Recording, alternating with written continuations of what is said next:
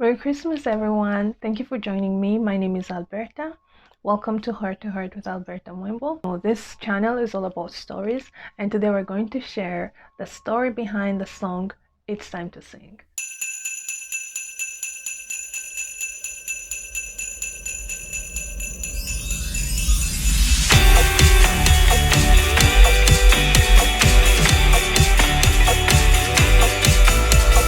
It's time to sing.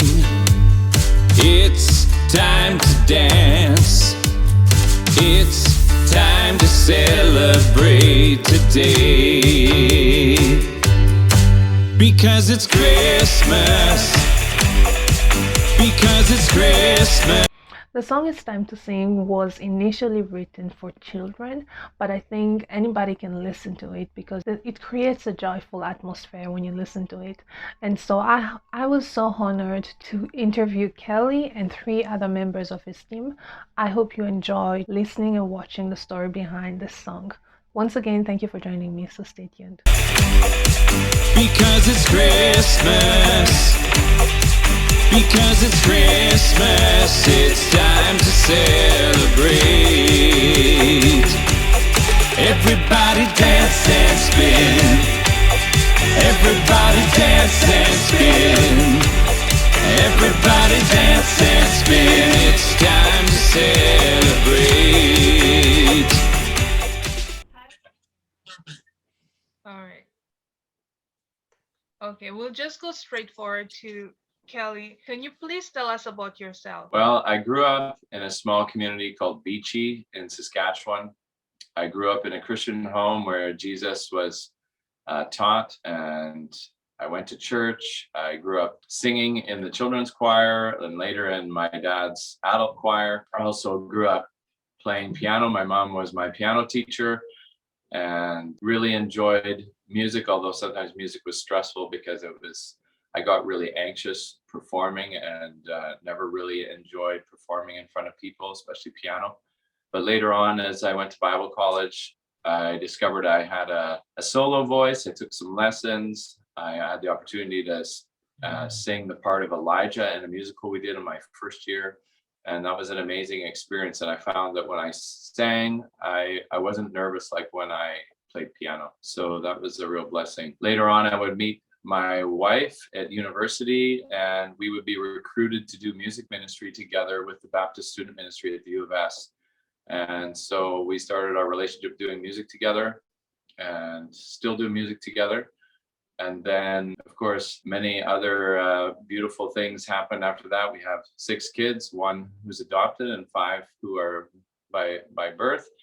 And we have, our oldest is married. We have 2 grandsons. So I became a grandparent during the COVID pandemic, 1 just before it started and 1 here in August. So I'm very blessed that way. And in between there, I've had many other different experiences working in the advertising world, in the ag business, starting a farm, starting an organic farm, all kinds of things I've had in my life that I've learned things and made me what I am today as I start into this season of singing, which is my favorite thing to do. So I'm happy to be pursuing a vocation where singing is the main thing. Oh, wow.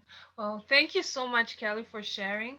One thing that I noted is that at first you felt very uncomfortable singing. You didn't like playing piano in front of people.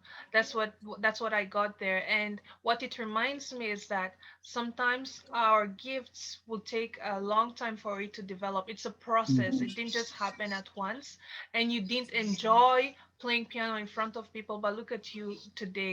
You're singing music and you want the whole world to hear about the message in the music. It's like 2 different Kellys. Can you tell us exactly what happened? How did your confidence just grow from this person who didn't want to sing or to perform in front of people to someone who's singing and wants the whole world to hear the song? Yeah, I think the big thing for me was discovering the person of the Holy Spirit and learning to sing focused on God's presence and not sing for people. Right. So when I lead worship, I get lost in God's presence and focusing on Him, and His Spirit is like, it's almost like a stream that flows through me. And when his spirit is flowing through me, not that I can't get knocked out of that, I still get anxious sometimes. But I'm when in that place where I'm focused on God, I feel no fear, I feel no anxiety, and he's the one that sets me free to sing without fear, even though I've fought fear and anxiety my whole life. And I still fight it from time to time. But Holy Spirit is the key. When he fills me, I feel no fear. Oh, that's so encouraging. And it tells me that you're human because when I was younger, I always had this perception that people who will talk in front of people or perform in front of people were never afraid. But as I grew older and started questioning people like yourself, I'll hear that sometimes I fear crowds, or sometimes I don't feel like performing in front of people. For me, it's encouraging because it tells me that you're human, but you still want to use what God gave you for his glory. So that's inspiring. Kurt, I'll come to you in a bit. So Kelly, what made you sing this song and why now? That's a good question. It goes back to when I wrote the song in 2003 when I was teaching at a Montessori school. I was substitute teaching, and I got inspired to write a kids' Christmas song that I could have fun with the kids and they could jump and sing and dance around and celebrate Jesus's birth. So that's kind of how the song got started. And back then I did a little recording that wasn't that great in quality, and when I submitted it to the press, I got like no response, and it was very crushing. Even though I did distribute it into some Christmas hampers and to friends and family, I made a vow at that point. I said, I'm never going to release anything that isn't radio quality ever again.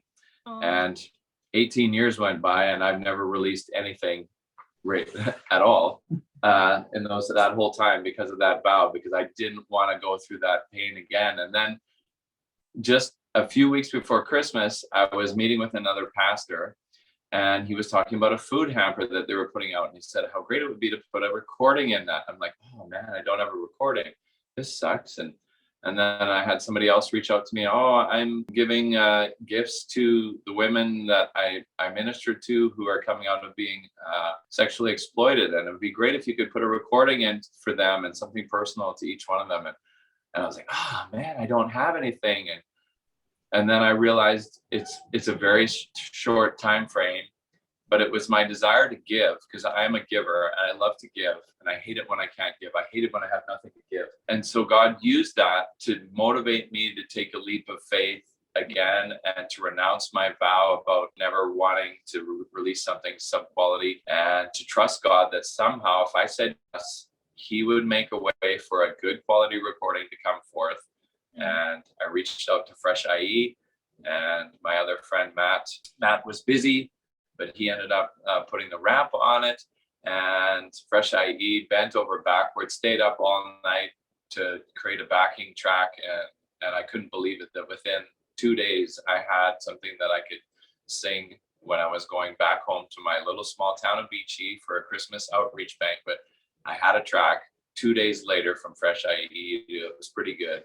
And the rest is history. And I got on the radio. So radio quality, here it came. And I couldn't believe how God made it happen in such a short time frame, because literally I only started on like December 10th is when I said, okay, I guess I'm going to trust you, God, and we'll see what happens.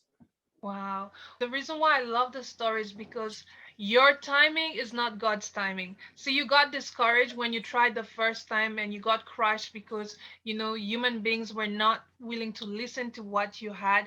But when God said, well, now, Kelly, it's time, and look at the doors that are open to you right now.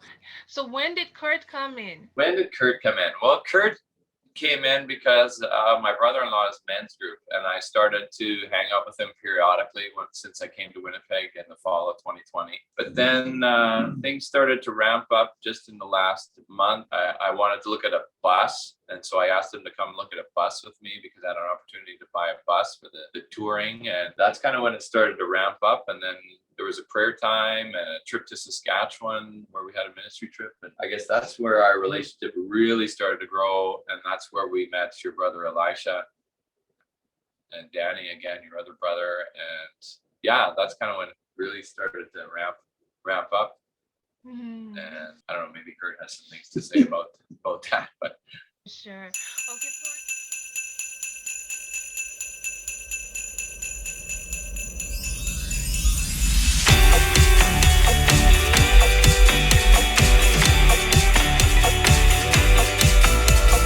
It's time to sing. It's time to dance. It's time to celebrate today. Because it's Christmas. Because it's Christmas. Because it's Christmas. It's time to celebrate. Everybody dance, dance,